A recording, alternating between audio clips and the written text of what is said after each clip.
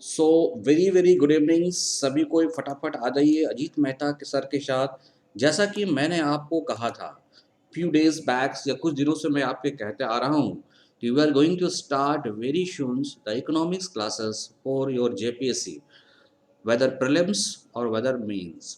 आपको पता होगा कि मेंस के अंदर 200 मार्क्स के क्वेश्चंस पूछे जाते हैं इकोनॉमिक्स से, और प्रीलिम्स में भी इनके क्वेश्चंस की जो वैलिडिटीज़ है थोड़ी इंक्रीजिंग ऑर्डर में देखने को मिलती है। आपका क्वेश्चन ज्योग्राफी से होता है लेकिन इकोनॉमिक्स उसमें इन्वॉल्व होता है। तो इनको देखते हुए मैंने इस क्लासेस की शुरुआत करनी शुरू कर दी है। तो आप फटाफट हमारे चैनल एमिनेंट ट्यूटोरियल्स फिर जो कि यूट्यूब का चैनल है, आप इसको फटाफट सब्सक्राइब कर लें और साथ ही टेलीग्राम ऐप्स पे मेरे को ढूंढ पाओ या मेरे को फॉलो कर लो, ताकि आपको जो पीडीएफ है करंट अफेयर्स के पीडीएफ या फिर इकोनॉमिक्स के क्लासेस के पीडीएफ आपको रेगुलर फैशन में मिलता रहे। आइए सेशन की शुरुआत करते हैं और सबसे पहले हम लोग सिलेबस पे बात करते हैं कि पूरे इकोनॉमिक्स के अंदर क्या पढ़ना है। क्योंकि इकोनॉमिक्स अगर आप बात करोगे तो यह एक समुद्र है ही, और इस समुद्र से आपको जिन बातों को पढ़ना है उन बातों पर हम फोकस ज़्यादा करेंगे। डियर, आप यूपीएससी की एग्जामिनेशन दो, आप इंडियन इकोनॉमिक सर्विस की एग्जामिनेशन को दो, सभी जगह इकोनॉमिक्स की बोलबाला देखने को मिल रहा है। Just let it be introduce, मैंने इकोनॉमिक्स की क्लासेस ऑलरेडी ली है चाणक्य आईएएस एकेडमी के में रेगुलर फैकल्टी में हूँ, triple A smart institute Unacademy plus educator पे भी मैं हूँ, और हमारा 5 सालों का टीचिंग एक्सपीरियंस है। एमिनेंट ट्यूटोरियल्स हमारा टेलीग्राम खुद का ऐप्स है। इस टेलीग्राम को आप डाउनलोड्स कर लो सो डैट कि आप जितने भी करंट अफेयर्स के क्वेश्चंस का पीडीएफ या इकोनॉमिक्स के जो भी मैं आपको लेक्चर्स लूँगा उनका पीडीएफ आपको मिल जाया करेगा। तो इसे सिस्टमेटिक ढंग से आप इसे कर लें dear. You can follow me, आप मुझे फॉलो कर सकते हो टेलीग्राम पे एमिनेंट ट्यूटोरियल्स के रूप में। You can follow me eight the rate of Instagram eminent Ajit. You can subscribe me YouTube Eminent Tutorials, और you can follow me at the Facebook Eminent Tutorials या Eminent अजीत के रूप में आप मुझे फॉलो कर सकते हो। ये इसलिए ज़रूरी डियर कि आपका एक भी लेसन्स ना छूटे। तो every new days is another chances to change your life. हर एक नया दिन जो होता है एक नई उम्मीद लेके आता है कि आप अपने जीवन में चेंज लाएं। चेंज मीन्स डेवलपमेंट लाएं। आप मुझे सब्सक्राइब करें at the rate of Eminent Tutorials. आइए जेपीएससी के इकोनॉमिक्स सिलेबस की मैं बात करता हूँ। सबसे पहले हम लोग प्रीलिम्स की सिलेबस की बात करेंगे। अगर प्रीलिम्स की सिलेबस की आप बात करते हो तो देखो, आपके जो प्रीलिम्स के सिलेबस होते हैं उनमें basics features of Indian economics सबसे पहले जो आपको पढ़ने हैं, the basics features of Indian economics. मतलब इनमें हम लोगों ने क्या देखना है, किस सेक्टर के बारे में देखना है, कौन सा सेक्टर का क्या कंट्रीब्यूशंस आपको देखने को मिलता है आपके इकोनॉमिक्स के अंदर। मान लो एग्रीकल्चर सेक्टर है, मान लो सर्विस सेक्टर है, मैन्युफैक्चरिंग सेक्टर है, जिसको हम लोगों ने 3 सेक्टरों में बांटा है। उससे कहते हैं प्राइमरी सेक्टर, तो सेकेंडरी सेक्टर और टर्शरी सेक्टर। तो इस तरह के सेक्टरों में हमने बांटा है। तो इस इन सेक्टरों का आपकी इकोनॉमी में क्या रोल्स है, मीन्स आपकी जो इकोनॉमी डेवलप हो रही है जीडीपी के रूप में, इनमें प्राइमरी का, इनमें सेकेंडरी का और इनमें टर्शरी का क्या कंट्रीब्यूशंस होता है। ओके, और इस पर हम देखेंगे कि क्या डेवलपमेंट हुआ है, या हिस्टोरिकल वैल्यूज़ भी देखेंगे कि हमें जब से आज़ादी मिली है तब से लेकर अभी तक हमारे इकोनॉमिक्स में क्या डेवलपमेंट देखने को मिला है, और sustainable development and economics issue क्या है, सतत विकास और आर्थिक मुद्दे क्या है भारत के। नेक्स्ट हम देखने चाहते हैं कि आर्थिक सुधार और वैश्वीकरण। आपको जैसा कि पता है कि इकोनॉमिक रिफॉर्मेशन देखने को मिली थी। इस इकोनॉमिक रिफॉर्मेशन में एलपीजी मॉडल पे काम हुई थी dear, that is liberalisation, privatisation and globalisation. तो इस ग्लोबलाइजेशन से, वैश्वीकरण से हमारे इकोनॉमिक्स में क्या प्रभाव पड़ा है, या रिफॉर्म करने से क्या इकोनॉमिक्स अच्छी हुई है, या इकोनॉमिक में एम्प्लॉयमेंट अपॉर्चुनिटी बढ़ी है, या एम्प्लॉयमेंट अपॉर्चुनिटी कम हुई है। इन मुद्दों की चर्चा हम लोग करेंगे आर्थिक सुधार और वैश्वीकरण को लेकर। आइए मेंस की सिलेबस की बात करते हैं।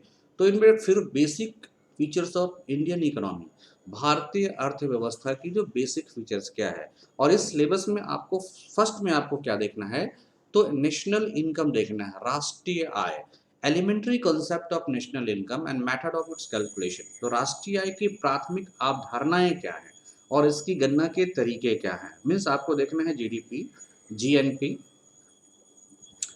GDP, GNP, NDP, NNP, GSDP, NSDP, DDP and constant and current price at factor cost. आपको देखना है कि कांस्टेंट प्राइस पे क्या है, रनिंग प्राइस पे क्या है, या फैक्टर कॉस्ट पे, इन सबों को कैसे कैलकुलेट करते हैं, जीडीपी को, जीएनपी को, एनडीपी को, एनएनपी को, जीएसडीपी को, एनएसडीपी को एंड डीडीपी को किस तरह से कैलकुलेट करते हैं, इनकी बात आएगी डियर। ओके, नेक्स्ट आपको देखना है, पढ़ना है इन्फ्लेशन। अब इन्फ्लेशन क्या होता है, इनके कॉन्सेप्ट्स क्या हैं, मतलब अवधारणाएं क्या हैं, मुद्रास्फीति पर नियंत्रण कैसे कर सकते हैं हम, मौद्रिक और राजकोषीय और प्रत्यक्ष आय क्या है, means concept, control of inflation, monitoring, physical and direct measures. ये क्या है कि किस तरह से महंगाई बढ़ती है, इस महंगाई को हम कैसे कंट्रोल करेंगे, इन्फ्लेशन किसके जुडिशियल्स में आता है, जैसे कि आपको पता है गवर्नमेंट ऑफ इंडिया के जुडिशियल में आता है, किस तरह से इसका प्रयोग करके हम इकोनॉमिक्स जो पैनिकनेस होता है उसको कम किया जाता है, इसकी चर्चा हम लोग इन्फ्लेशन के अंदर करेंगे। आइए नेक्स्ट टॉपिक है डेमोग्राफिक फीचर्स के बारे में देखेंगे। अब इसमें देखेंगे कि भारत में कितने लोग रोजगार हैं, क्या कितने पॉपुलेशन पर कितनी रोजगार है, परसेंटेज क्या है, स्पेशल रेफरेंस टू सेंसस 2011, मतलब 2011 में जो हमारी जनगणना हुई थी उसके आधार पर हम लोग देखेंगे कि प्रत्यक्ष बेरोजगार कितने हैं, अप्रत्यक्ष बेरोजगार कितने हैं, स्ट्रक्चरल अनएम्प्लॉयमेंसी कितनी है, पुअर्टी क्या है, इन सभी को बातों को देखेंगे और साथ ही साथ नेशनल पॉपुलेशन पॉलिसी क्या है ये देखने का बात करेंगे। कार्यबल संरचना, जनसांख्यिकी लाभांश के साथ 2011 की जनगणना का विशेष संदर्भ और राष्ट्रीय जनसंख्या नीति को हम लोग देखेंगे।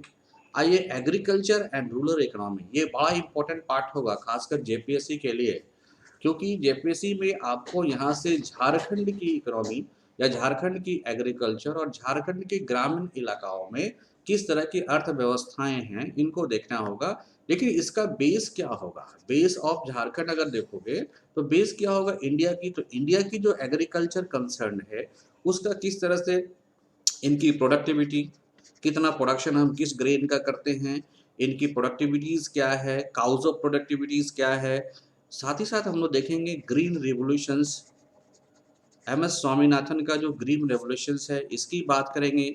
ओके, ओके, फिर मार्केटिंग, फिर डब्ल्यूटीओ एंड प्राइसिंग की बात करेंगे, किस तरह से आपके एग्रीकल्चर को यह प्रभावित करता है। नेक्स्ट है डियर, ये काफ़ी इंपॉर्टेंट है, इंडस्ट्रियल इकोनॉमी, क्योंकि झारखंड में इंडस्ट्री की बोलबाला है डियर, तो झारखंड तो हम लोग पढ़ेंगे ही पढ़ेंगे, साथ ही साथ इंडिया की इकोनॉमी के साथ साथ झारखंड की। अब इसमें देखेंगे कि इंडियन की पॉलिसी क्या है, इंडस्ट्रियल पॉलिसीज़ क्या है, इसकी क्या इनिशिएटिव्स रही है, इस पॉलिसी की इनिशिएटिव्स क्या रही है और इनके क्या चार्जेस रहे हैं, इन सभी बातों को हम लोग देखेंगे। आइए नेक्स्ट इंपॉर्टेंट टॉपिक जो आपको पढ़ना है, पब्लिक एक्सपेंडिचर, इसको कहते हैं औद्योगिक अर्थव्यवस्था। ये वेरी इंपॉर्टेंट है, इसका आपको नेचर देखना है कि ओके, पब्लिक पॉलिसीज़ का जो नेचर है वो देख लेना है, ये थोड़ी मिस्टेक्स हो गई है। ओके, तो पब्लिक पॉलिसी की नेचर देख लेना है, साथ ही साथ इम्पोर्टेंस इम्पोर्टेंस स्कोप्स देख लेना है, किसका, पब्लिक पॉलिसीज़ का इम्पोर्टेंट स्कोप्स क्या है, पब्लिक रेवेन्यूज़ क्या है, पब्लिक एक्सपेंडिचर क्या है, प्रोग्रेसिव टैक्सेस क्या है, नॉन प्रोग्रेसिव टैक्सेस क्या है, मतलब टैक्स स्ट्रक्चर को हम लोग देख सकते हैं यहाँ पे, जीएसटी हम लोग देख सकते हैं यहाँ पे, इन बातों को हम लोग यहाँ पे पढ़ेंगे। Okay, theories of public expenditure, cause and growth of public expenditures and impact on the economy, ये बातों को हम लोग देखेंगे। आइए इसके बाद अन इम्पोर्टेंट टॉपिक है बजट्स। आपको पता है ये बजट आपके एक्सपेंडिचर का इम्पोर्टेंट पार्ट है, जब तक आप बजट बनाओगे नहीं कभी भी गवर्नमेंट पब्लिक एक्सपेंडिचर नहीं करती है। ओके, बाद में हम लोग देखेंगे पब्लिक एक्सपेंडिचर क्या है, लेकिन इसके लिए आपको बजट बनाना पड़ता है। इसमें देखेंगे जीरो बेस्ड बजट क्या है, FRMD क्या है, ओके, बजटिंग टाइप्स क्या होती है, प्रेफरेंशियल बजट्स क्या होता है, यूनियन बजट्स क्या है, इन सभी बजट्स को हम लोग देखेंगे। आइए ये सबसे इम्पोर्टेंट है राजकोषीय नीति, जिसे हम लोग कहते हैं फिस्कल पॉलिसी। क्या कहते हैं डियर, फिस्कल पॉलिसी कहते हैं। आपको दो पॉलिसी पढ़नी है, मॉनेटरिंग पॉलिसी, ओके, और दूसरा पढ़ना है फिस्कल पॉलिसी। इसे कहते हैं राजकोषीय नीति, जिसे गवर्नमेंट ऑफ इंडिया के द्वारा संचालन किया जाता है और मॉनेटरिंग पॉलिसी को आरबीआई के द्वारा संचालित किया जाता है।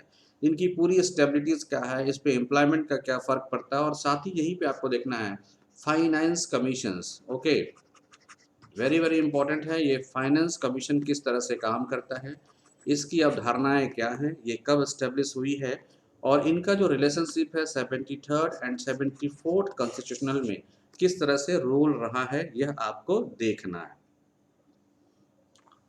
Sustainable development, economic issues and Indians development strategy, सतत विकास, आर्थिक मुद्दे और भारतीय विकास की रणनीति, भारत को कैसे विकसित किया जाए, इन बातों पे हम लोग देखेंगे। और इसके लिए ज़रूरी होता है कि आप मेजरमेंट करो HDI, GDI, ओके, मेजर करो GEM, मेजर करो इंडिया की HDI, आप झारखंड की SDI भी मेजर कर सकते हो, प्लस रोल देख सकते हो, रोल ऑफ फॉरेन कैपिटल्स की रोल देख सकते हो, विदेशी मुद्राओं का किस तरह से रोल होता है, टेक्नोलॉजी क्या है, ग्रोथ क्या है, इकोनॉमी क्या है, ये सारे कुछ देखोगे। और 11th और 12th प्लान के अंदर इकोनॉमिक की स्थिति क्या है, इस पर आप देखोगे। और साथ ही साथ इसके वजह से पोवर्टी पोवर्टी अनएम्प्लॉयमेंट अनएम्प्लॉयमेंट इन सभी बातों को हम लोग देखने का प्रयास करेंगे। करेक्ट। साथ ही साथ प्लानिंग स्ट्रेटजी देखेंगे, डिसेंट्रलाइजेशन प्लानिंग देखेंगे, ये ज़्यादा जरूरी है, जिसको आप पंचायती राज व्यवस्था के अंदर विकास की बात करेंगे। Economic reform, nature and impact on Indian economy, Jharkhand की अर्थव्यवस्थाएं, विशेषताएं, ओके, मुद्दे और चुनौतियों को हम लोग बात करेंगे। इकोनॉमिक रिफॉर्म किसके रिस्पेक्ट में हम लोग करेंगे, तो झारखंड के रिस्पेक्ट में हम लोग रिफॉर्म करने का प्रयास करेंगे, इसको कोरिलेट करेंगे, कि इंडिया के पर्सपेक्ट में देखेंगे, साथ ही साथ झारखंड के पर्सपेक्टिव्स में भी हम लोग इसको देखने का प्रयास करेंगे, क्योंकि यहाँ से क्वेश्चंस काफ़ी पूछे जाते हैं। ओके डियर्स, आइए, थैंक यू। तो अब हम लोग वन बाय वन, ये हमारी जो सेशन चलेगी TTS, ये सेशन चलेगी डियर TTS। डेट हम लोग बहुत जल्दी इसको अनाउंस करने वाले हैं, तब तक आप हमारे सब्सक्राइब कर लो एमिनेंट ट्यूटोरियल्स को। आप यूट्यूब पे सब्सक्राइब कर सकते हो, टेलीग्राम पे आप मुझे फॉलो कर सकते हो। और हम लोग TTS, thank you to watch our channels. TTS में हम आपके क्लासेस को एक शेड्यूल में आपको दे दूंगा, और उस शेड्यूल पे आप लाइव आके क्लास को अटेंड कर सकते हैं, क्वेश्चन को पूछ सकते हैं डियर। थैंक यू, धन्यवाद। आप फटाफट हमारे चैनल को सब्सक्राइब करो, ताकि आप इकोनॉमिक्स में चैंपियंस हो जाओ।